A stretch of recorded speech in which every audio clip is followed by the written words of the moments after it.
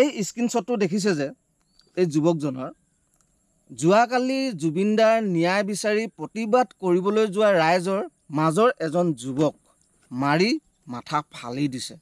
কেলা মই একো বুজিয়ে পোৱা নাই কি হৈছে মানে।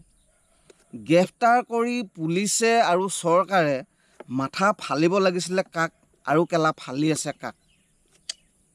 মহিমা অপাৰ, একো ধৰিব পৰা নাই কি হৈছে।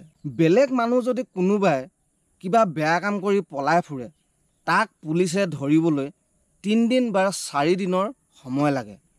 আৰু কেলা এই পাখণ্ডকেইটাক ধৰিবলৈ ইমান সময় কিয় লাগিছে? অসম পুলিচ ইমান দুৰ্বল নে? অসম চৰকাৰ ইমান দুৰ্বল নে? না কেলা চৰকাৰে সিহঁতক বচাবলৈ বিচাৰি আছে? একো বুজি পোৱা নাই। মুখ্যমন্ত্ৰী ডাঙৰীয়া, আপোনাক সন্মান জনাই এটা কথা কৈছোঁ, এই প্ৰতিবাদ কৰা ৰাইজক মাৰি মূৰা চূৰা ফালি দিয়াতকৈ কেলা সেই পাখণ্ড দুটাক অতি সোনকালে গ্ৰেপ্তাৰ কৰক আৰু গ্ৰেপ্তাৰ কৰি ভালদৰে তদন্ত কৰক।